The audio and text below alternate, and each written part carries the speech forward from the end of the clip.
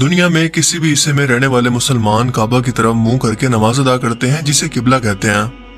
बहुत से लोग इसकी हिकमत नहीं जानते कि ऐसा दरअसल है क्यों,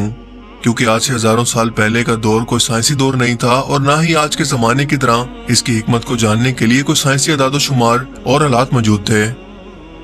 बहुत से गैर मुस्लिमों को आज भी लगता है कि मुसलमान काबा को, जो कि बस एक काले रंग का क्यूब शेप का घर है, इसकी इबादत करते हैं।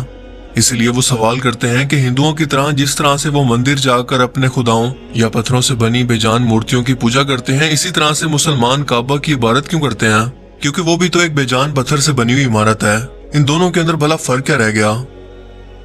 दोस्तों, इस्लाम में एक असूल है कि अगर दुनिया के किसी भी कोने के अंदर कोई मुसलमान मौजूद है और वह नमाज पढ़ना चाहता है, मगर इसे किबला की डायरेक्शन का इल्म नहीं और ना ही इसके पास इसके जानने का कोई तरीका मौजूद है, तो फिर किसी भी तरफ मुंह करके वो नमाज पढ़ सकता है जो डायरेक्शन इसके लिए सबसे ज्यादा एक्यूरेट हो। क्योंकि अल्लाह पाक कुरान करीम के अंदर फरमाते हैं, और मशरिक और मगरिब सब खुदा का ही है, तो जिधर तुम रुख करो उधर खुदा की ही जात है, बेशक खुदा साहिब वुसअत और बाखबर है।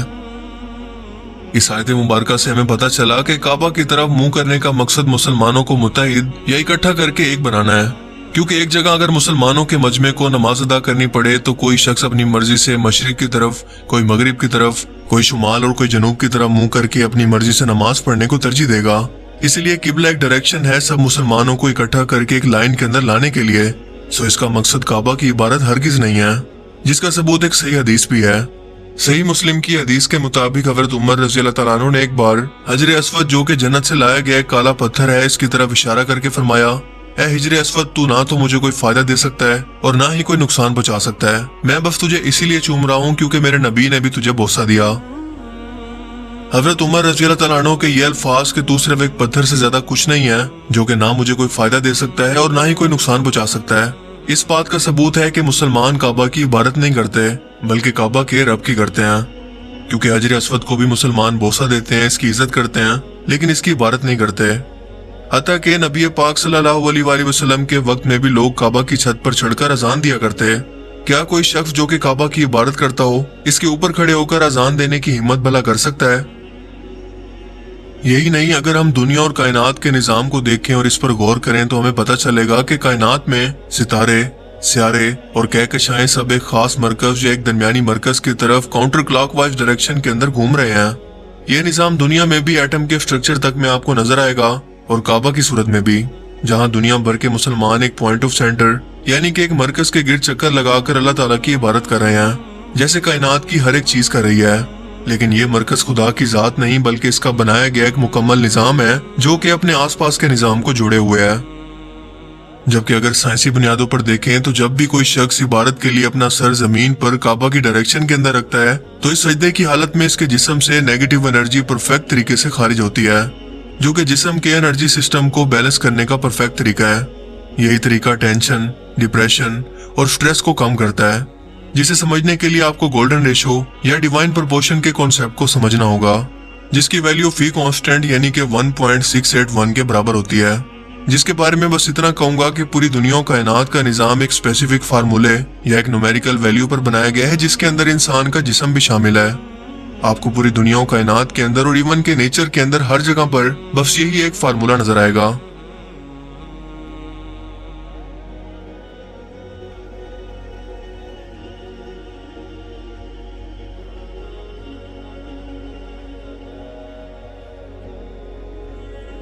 और अगर यही फार्मूला हम जमीन के ग्लोब पर अप्लाई करें तो जवाब आता है मक्का शहर, यानी जमीन का ऐसा मकाम जहां पर सबसे ज्यादा एनर्जिक फील्ड मौजूद है, इतना ज्यादा कि ये दुनिया के किसी और कोने के अंदर मौजूद ही नहीं हो सकता। हत्ता कि सैटेलाइट से देखने पर भी इसको महसूस किया जा सकता है। एस्ट्रोनॉट भी इस बात का इतराफ करते हैं कि काबा से एक खास किस्म का एनर्जिक फील्ड हर वक्त खारिज होता रहता है। और बतौर मुसलमान हम ये बात जानते हैं कि काबा की डायरेक्शन के ऊपर यानी कि 7 आसमानों पर एक और काबा या अल्लाह ताला का घर मौजूद है, जिसे बैतुल मामूर कहते हैं। रोजाना तकरीबन 70,000 फरिश्ते इसका तवाफ करते हैं और जो एक बार अपनी पूरी जिंदगी के अंदर इस सादत को हासिल कर ले, फिर उस फरिश्ते की पूरी जिंदगी के अंदर फरिश्तों की बेताशा तादाद की वजह से उसकी बारी कभी नहीं आती। ये एनर्जी कैसे खारिज होती है, इसे एक बार फिर से एटम के स्ट्रक्चर से लेकर गैलेक्सीज के स्ट्रक्चर को देखकर हम आसानी से समझ सकते हैं, जिसके दरमियान के मरकज के अंदर सबसे ज्यादा ताकत होती है और अपने इर्द गिर्द मौजूद बिखरे हुए ऑब्जेक्ट्स को अपने गिर्द घूमने पर मजबूर करता है। बिल्कुल हमारे सोलर सिस्टम में मौजूद सूरज की तरह, जिसके गिर्द सियारे जिसमें हमारी जमीन भी शामिल है, सूरज की पावरफुल ग्रेविटी फोर्स की वजह से इसके गिर्द घूम रहे हैं और सूरज जमीन की नेगेटिव एनर्जी को लेकर इसे पॉजिटिव एनर्जी दे रहा है ताकि जमीन पर जिंदगी का वजूद बाकी रह सके। और बिल्कुल यही सिस्टम एटम के अंदर भी है, जो कि जिंदगी और दुनिया और कायनात की हर एक चीज का बुनियादी इकाई या स्ट्रक्चर है और इसी से मिलकर दुनिया और कायनात की हर एक चीज बनी है। इसीलिए काबा का तवाफ करने पर, यानी कि एक सेंटर पॉइंट के गिर्द घूमने पर, एक पॉजिटिव एनर्जी आपके जिस्म के अंदर दाखिल होती है।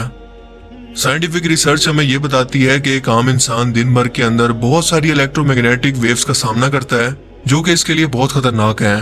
और सामने के दिमाग के हिस्से में दाखिल होकर डिप्रेशन, सर दर्द, सुस्ती और दिमागी तनाव या स्ट्रेस की वजह बन सकती है। दिमाग के इसी हिस्से से हमारा जिस्म पॉजिटिव और नेगेटिव एनर्जी को हासिल करता है और दिमाग के इसी सामने के हिस्से को जमीन पर रखकर इस नेगेटिव एनर्जी को आसानी से खत्म किया जा सकता है। लेकिन यह प्रोसेस उस वक्त काफी बढ़ जाता है जब सबसे ज्यादा एनर्जी रखने वाले जमीनी हिस्से की तरफ ऐसा किया जाए, जो कि सिर्फ और सिर्फ काबा है।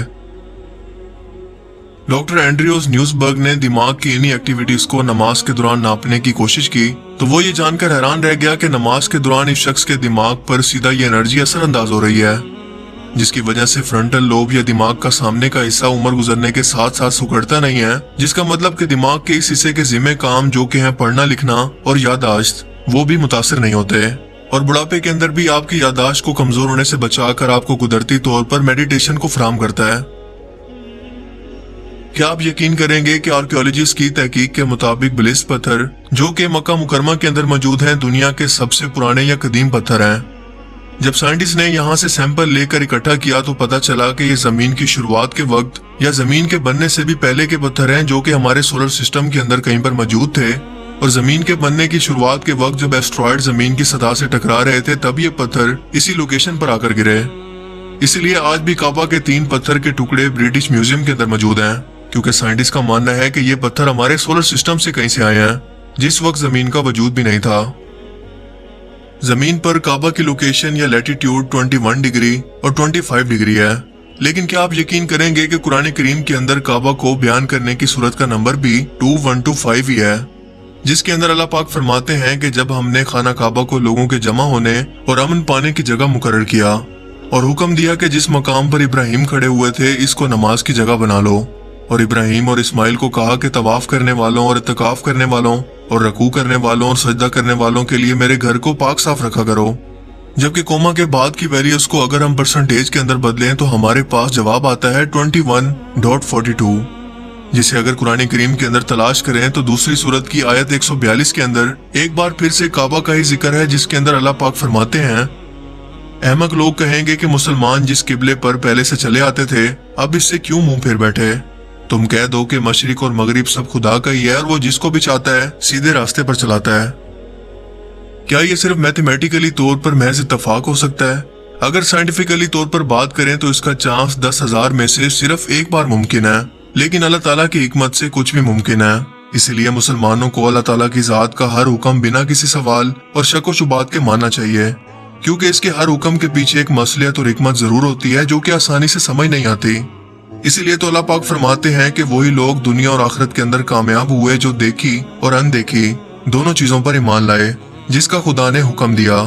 और अनदेखी इसकी जात भी है जिस पर हम बिना देखे और बिना कोई सवाल किए इसके वजूद पर ईमान लाते हैं। मुझे उम्मीद है कि आज की इस वीडियो से आपको बहुत कुछ नया जानने को मिला होगा और ये वीडियो आपको पसंद आया होगा। अगर ये वीडियो आपको अच्छा लगा और इससे कुछ नया जानने को मिला तो इसे जरूर लाइक कीजिए। अब मैं मिलूंगा आपसे एक ऐसी ही नई इंटरेस्टिंग वीडियो में, तब तक के लिए अपना बहुत सा ख्याल रखिएगा। Thanks for watching this video. Allah Hafiz.